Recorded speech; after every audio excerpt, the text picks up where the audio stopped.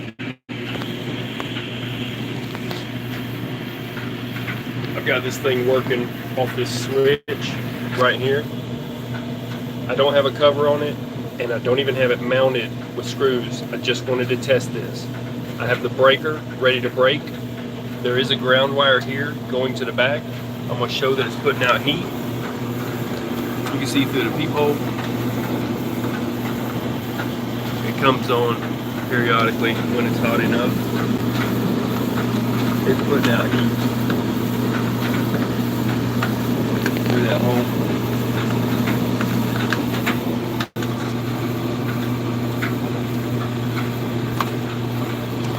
It may take me opening up the door.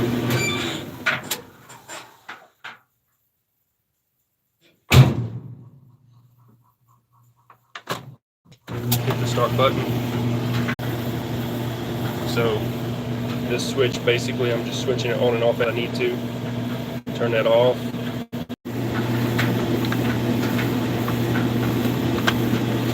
I'll try to turn it back on. It's gotten warm enough is what it is. We try to turn it back on.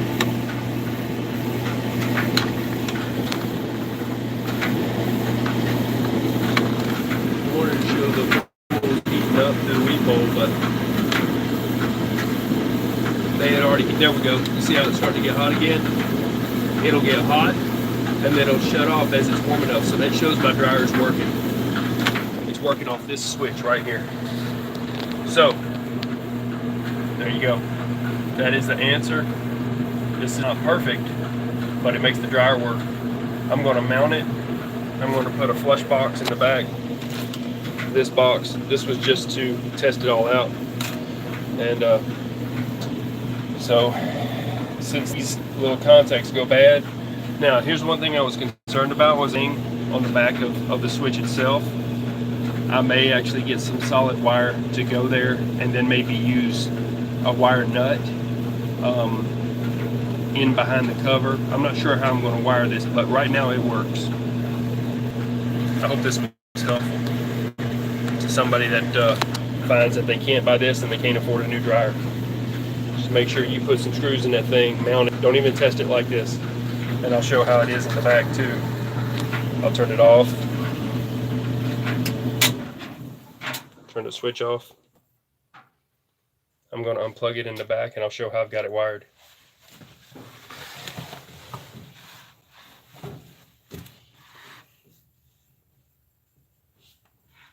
With the flashlight, because I do have to turn this thing off. Now this power wire up here is still hot. So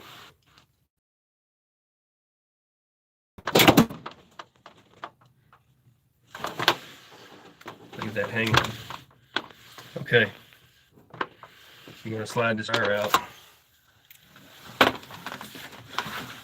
carefully. I'm not even really wanting this to fall back behind there. I just had to test it. Seems to be working just fine. Way better than that contact smoking.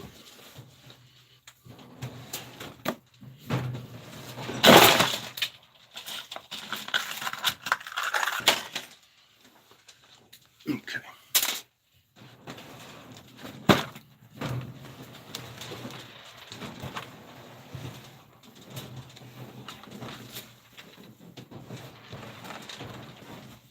I'm going to move this back over and move something behind me. There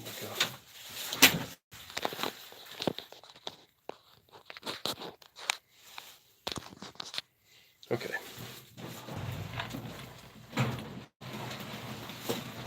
I'm amazed at how well it worked. Nothing smelled like it was burning. Nothing bad.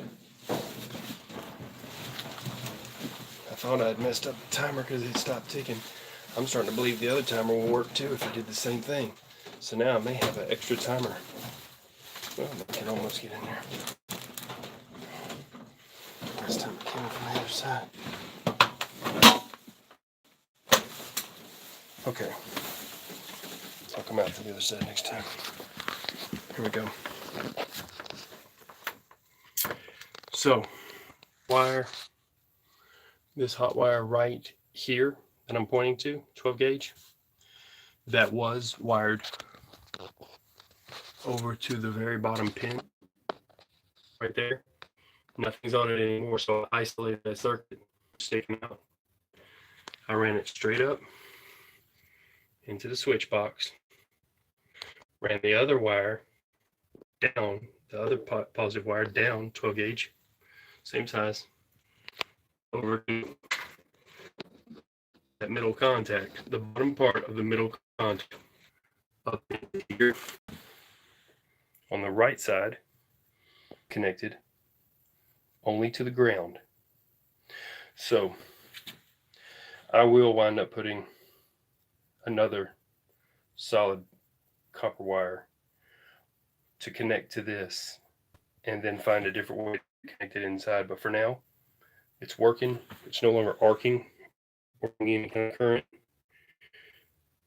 Then that switch, I think, are a lot more dangerous than anything you could possibly do, much less to wind copper wire around a switch, because there are some vehicles that have wound copper. Now you can solder them if you want to hold all the ends together, but I believe everything's good, and I will mount it proper, put the cover on it. The cover is here.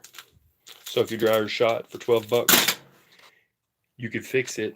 And like I said, I need to put a hole in this box, drill a hole, put the 2 sheet metal screws.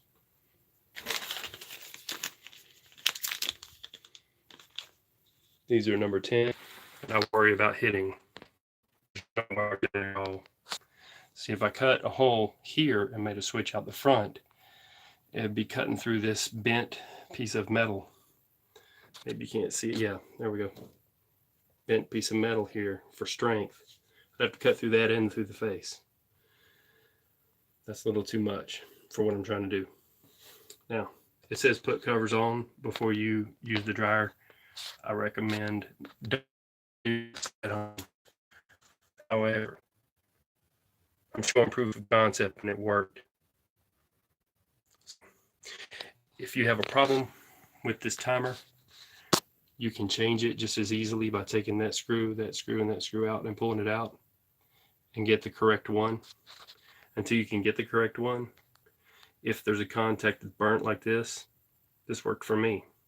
I'll still be looking for one and wire it up the right way if I can find one that's new old stock, or even used with good terminals on it. I don't mind repairing it the right way, but in the meantime, I don't know about you, but I need a dryer.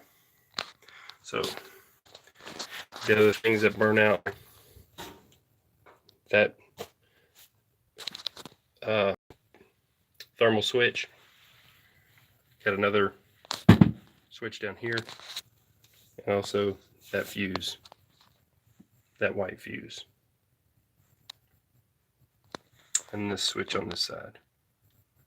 That's pretty much all there is to it, other than the heater element, which is in here, and you can test that with an ohm meter.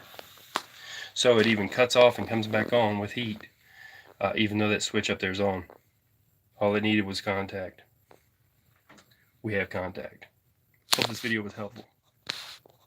Thank you for watching. Click like, share, and subscribe.